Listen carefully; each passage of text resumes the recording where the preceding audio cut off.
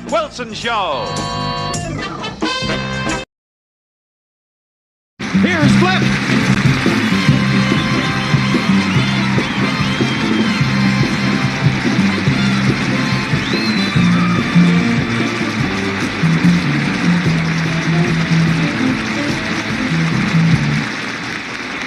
Good evening, y'all.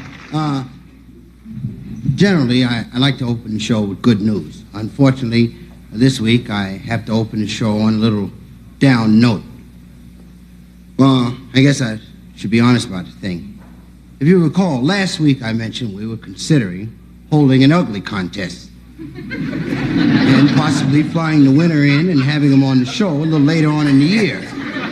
You know, so everybody could look at him, boo him, then put him on a plane and get him out of here. That was, we were considering it. Now, what happened is, a lot of y'all jumped the gun. I mean, the mail this week from people wanting to be in the ugly contest was causing a big problem over at the main NBC office. Everybody's mad at me. They said, well, you shouldn't have mentioned it until it was the final thing. Yesterday, General Sarnoff, 2 colonels, and a major came to my dressing room. And they bawled me out. Said, back off, Jack. I said, man, Jack. They said, well, whoever you are, back off. The 495 people showed up asking for applications for the ugly contest. And never at any time when I was discussing the contest did I mention that there was an application involved. Crowds have been hanging around the studio. We got a call from the Capitol. The governor's considering sending in the National Guard. We don't want all that. Just before the show, I got a call from the California Highway Patrol. Said they stopped 3 busloads of ugly chicks coming in from San Francisco.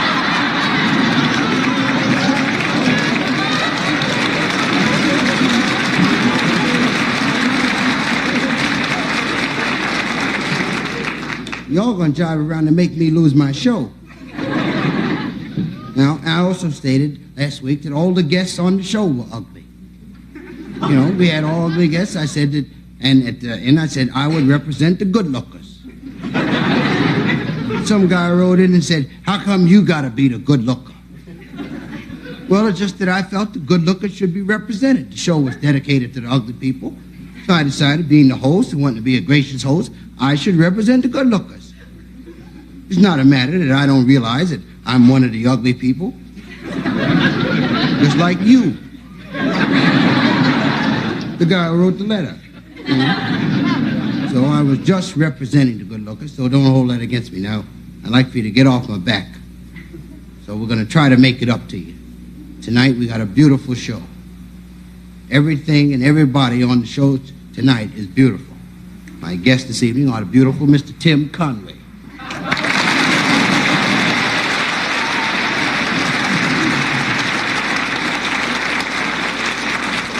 We have the beautiful and very exciting Clara Ward and a beautiful gospel singer.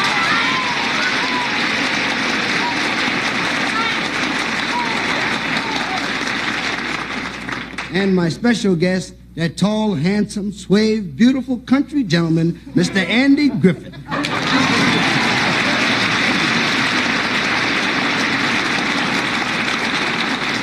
And in addition to all these beautiful people, we have plain old ugly me. And we'll be back in a minute. Y'all stick around.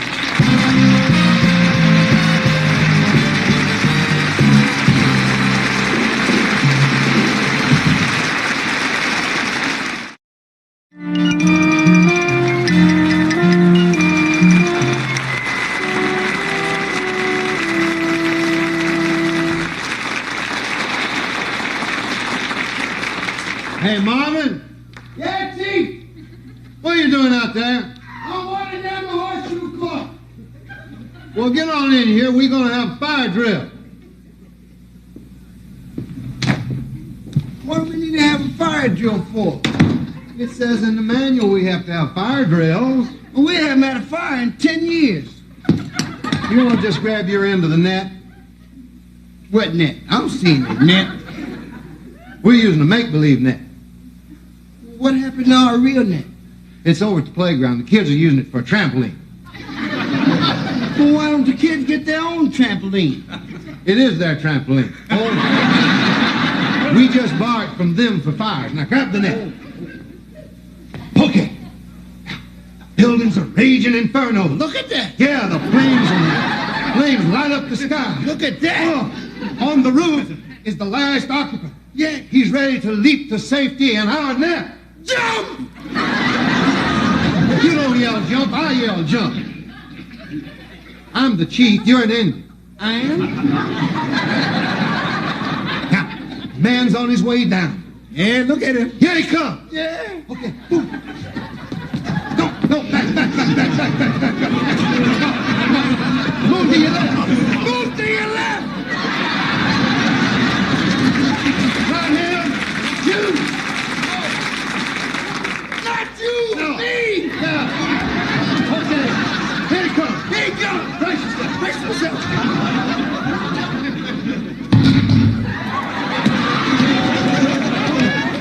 There you go. Well, can't win them all. I don't know who's gonna clean that up. Let's get back to our game of checkers. Okay. Now, don't answer that. Probably Martha Dewey calling about the cake sale. Say, I wish we could find that missing checker. I'm tired of playing with a jive stale cracker. You just mad because I'm whipping you. Should I get it? Nah, no need. That's Grandpa Jones calling to find out the correct time. Why don't he get a watch? He got a watch. He's too weak to wind it. Oh? Yeah. Okay, king my cracker. That's your move. How about that? That's a brilliant move. Yeah, that was brilliant. I gotta congratulate you. You make a brilliant move, I'm gonna tell you about it. You really mean that, or you just saying that because I'm the chief? I'm just saying it because you're the chief. Hello! Listen, you got the wrong... Yeah. Oh, hello, Mr. Wiggins. Oh, what do you mean your house is in flames? Mr. Wiggins! Hey, Mr. Wiggins! That was Mr. Wiggins. He said his house is on fire. No, I heard the whole thing. Sitting right across from me. Come on, you can move it now. Well, don't you think we ought to drop by? At least put in an appearance. You don't want to see me. You want to see you. You're the chief. I'm just a jive Indian. Oh, come on. We're going to miss the whole fire. Come on. You want to go? Where's your coat? It's in the clean. When did they say they'd bring it back? Tomorrow, I can call him and see if it's ready now. No. It's right on the way. We'll stop by on the way to the fire. Okay. Dang, here's that missing checker. It's in my boot. Hey!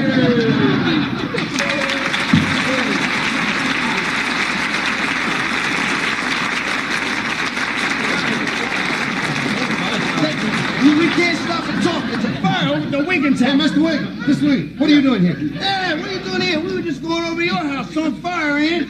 Hey, Mr. Wiggins, listen. I don't mean to butt in, but I believe your suitcase is on fire. Yeah.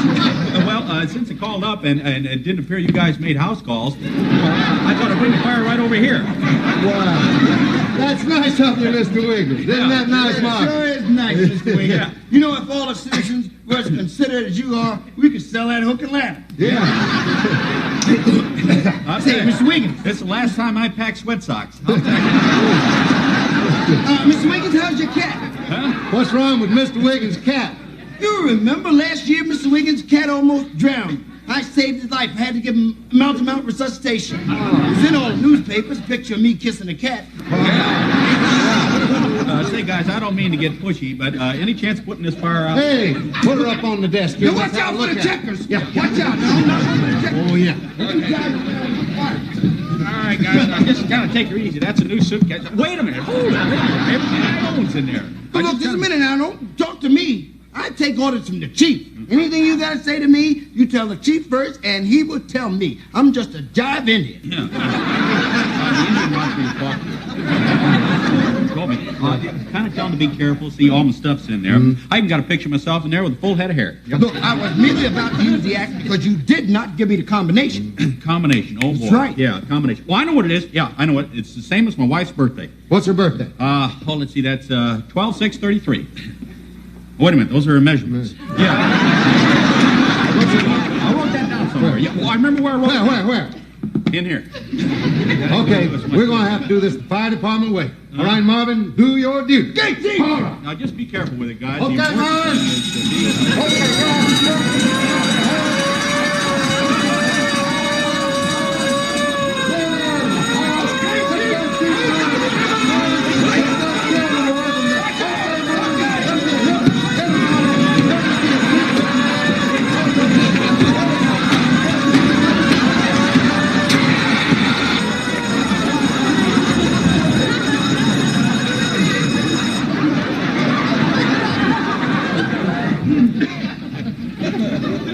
There you are.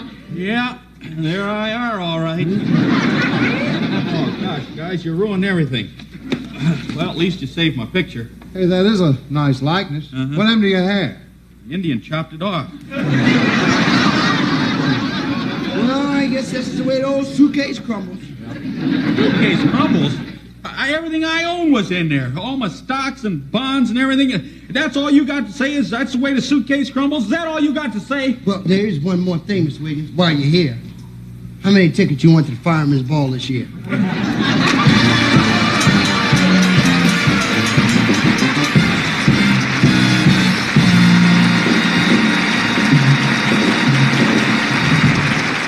Ladies and gentlemen, Miss Clara Ward and the Ward Gospel Singers. Watch out.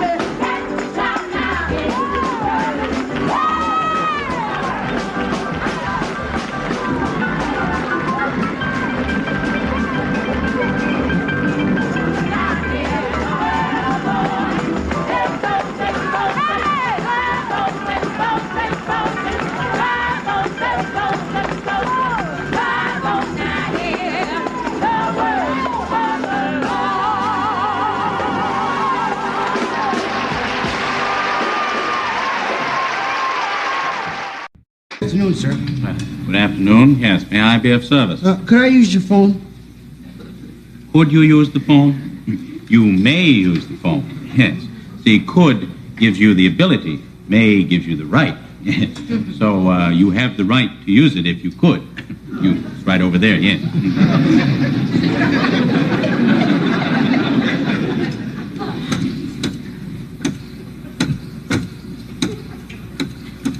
Could I show you something in a local call?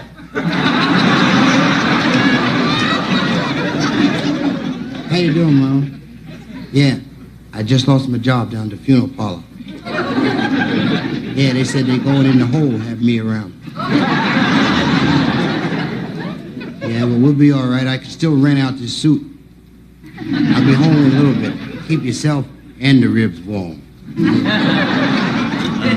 Pardon me. You look like sort of a discriminating sort of person. You watch your mouth, fella. You don't know me. I believe in brotherhood and equality for all men. Don't drop that bomb on me. Yes, sir. What I'd like you to do is take a few moments out of your busy schedule, which I can see is, and take a look at this beautiful model here of motoring excellence. Well, if you want me to look at the car, that's what you should have said so. I'd like for you to look at the car. Yes. That's all. Excuse me here. My card. You from some foreign country? Card there. Raphael Williams. Mm-hmm. Raphael Williams, your friendly automotive purveyor. Yeah, well, I don't carry a card because I know my name.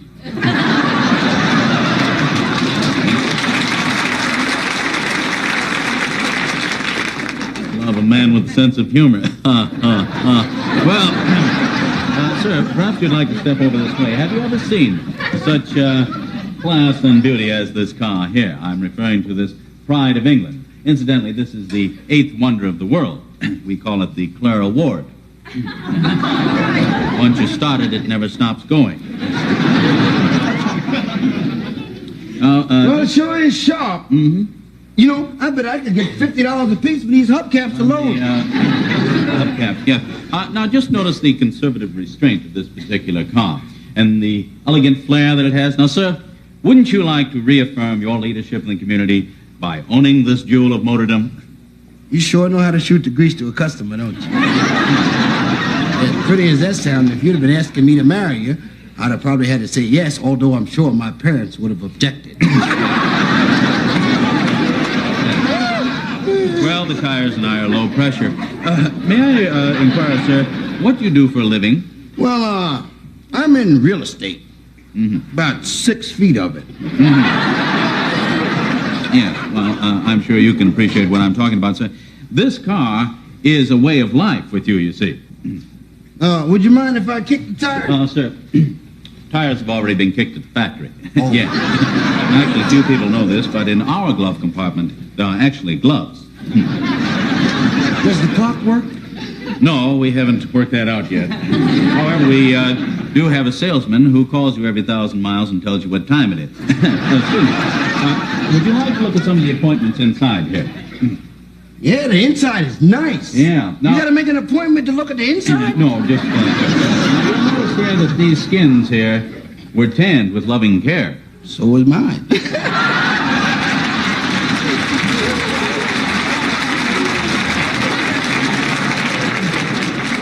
That's a little tanning joke, you know? I understand, yes. Now, if you do purchase this car, sir, of course, we'd install a television set and a bar and a Princess telephone, things that you couldn't possibly get along without. Really? I've been doing without them at home. Well, actually, I'm going to give you honest. I think this car is a little too expensive for me. No. Wait a minute, sir. This car is you. Why, this car cries out for you. Now, just picture yourself here, sir, now. You're driving down the highway in this particular car. Yeah. On your way to a polo match. Look at me. Can you see yourself? Yeah. I got my little hat on. That's right. New polo hat, you know. Mm-hmm. The chick beside me is my old lady. Yeah, she looking good, don't she? Yes. Yeah. I see me and her, but there's not enough room to see my horse. Where's my horse? Sir, you can't take the horse to the polo match. We'd furnish one there. I hate to be a little coarse, sir, but aren't you at all interested in the price of this car? Well, I got to honestly tell you, money is no object to me. Oh, really? Oh, that's good, because dickering makes me nauseous. No, sir, this car is conveniently priced at $10,000.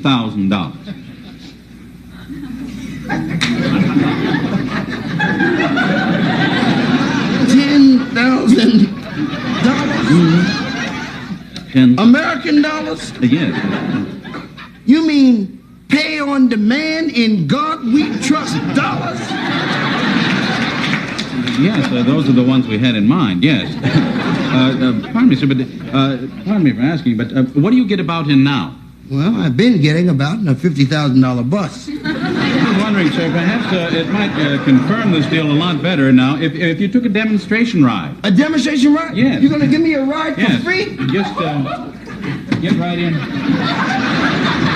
Yes, where would you like to go? I'd like to go to the unemployment office. I got to pick up my check.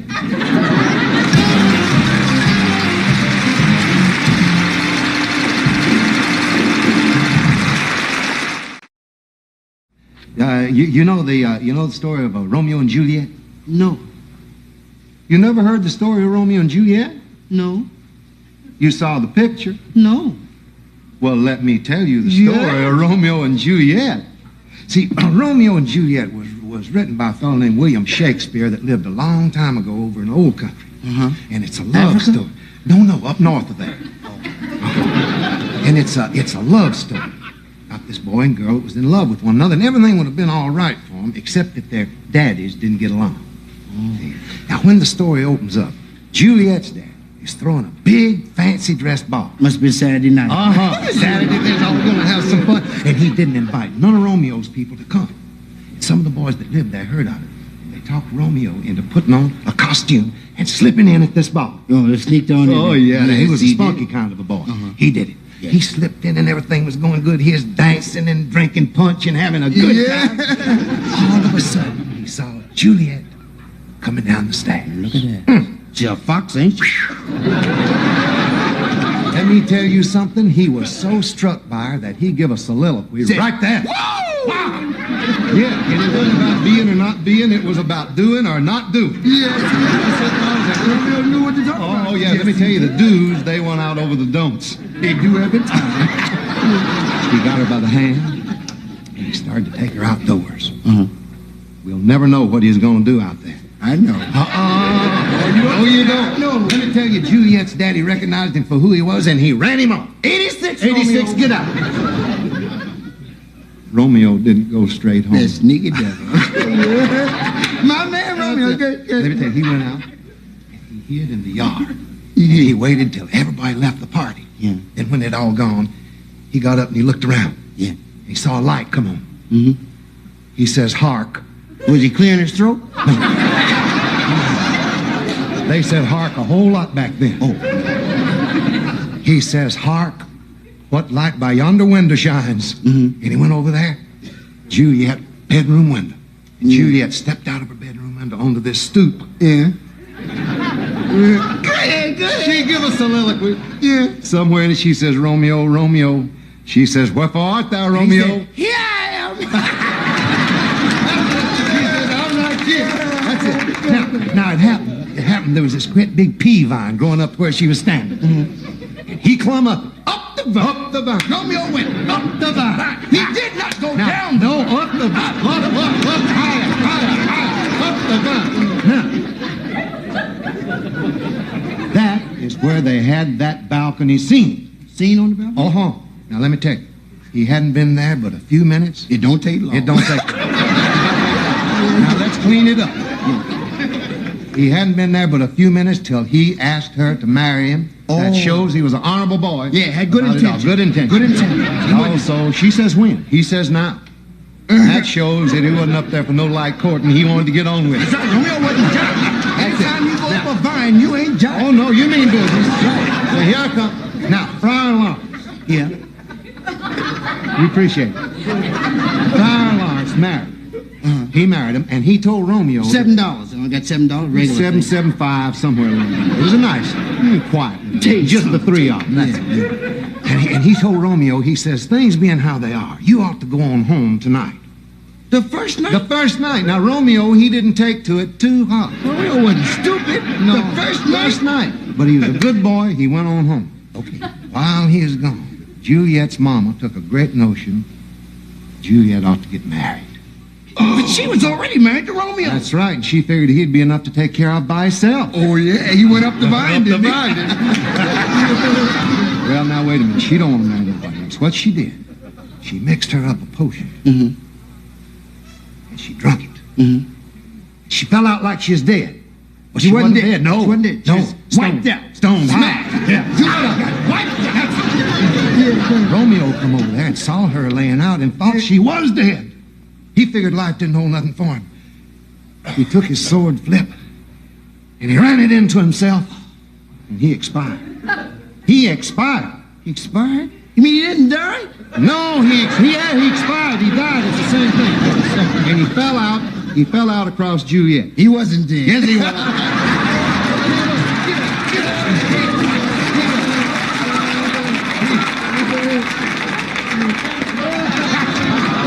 If he was leaning the right way. Oh, yeah. Now, he was a big boy for his age. And the impact of him falling on Juliet woke Juliet up. Yeah. And she saw Romeo laying dead. Thought she killed him. Oh, she knew she heard him. Yeah. She figured life didn't hold nothing for her. She took his sword and she ran it into herself and she expired. That's the end? That's it. They both expired. You mean Romeo climbed the vine for nothing? Went up the vine for nothing. It's a jive story, Andy. That's a really... I'm kind of sorry I got into it.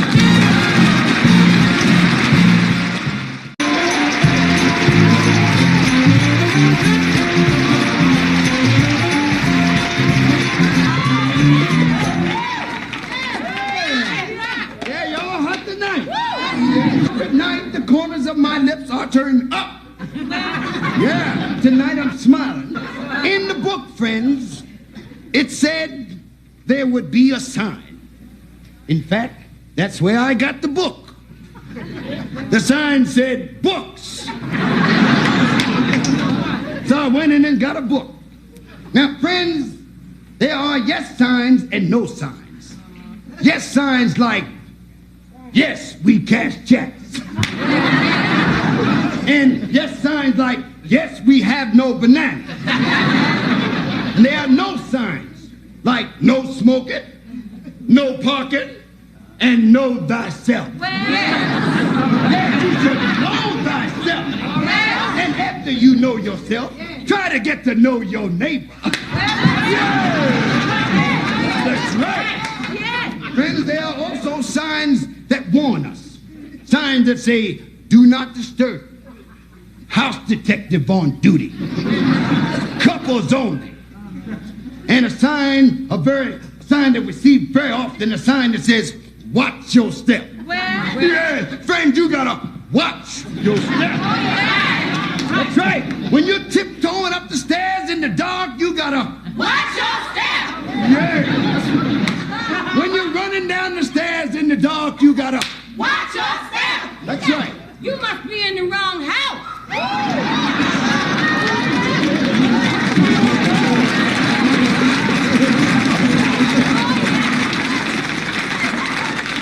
All of us, all our lives, we've heard that someday our ship will come in. Yeah. Then you ask yourself, now, is my ship an aircraft carrier? Is my ship a tanker? Or is my ship a little old jive dinghy? That's a rowboat for those who didn't make it past the fifth. Friends, there are those of us whose ship hasn't come in yet. We find ourselves sitting on the dock of the bay. Talking to ourselves, we ask ourselves, where's our ship? When's my ship coming in? I'm looking at the horizon because I want to see my ship because I am ready to unload my cargo. Yes. Soon you begin to ask yourself, did my ship get torpedoed by a German sub? Or is it out beyond the breakers and can't get in because of the dock strike?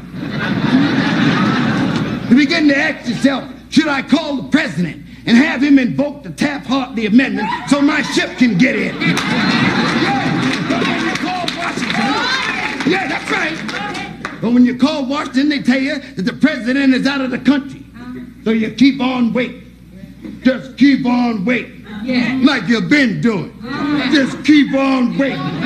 You wait a while walking around. You wait a while leaning to get something. Then you decide I'm going to sit down and wait. Because you know you got a long wait. But you've already been waiting a long time. And one day, friends, you find yourself walking through the neighborhood of life. Through the neighborhood of life, which is down a bumpy road with quite a few detours. Yeah, you're walking through the neighborhood of life, through the ghetto of your love. Ghetto of your love. We're not for to allow the time to call off the ghettos. But you know where the ghetto of your love is at.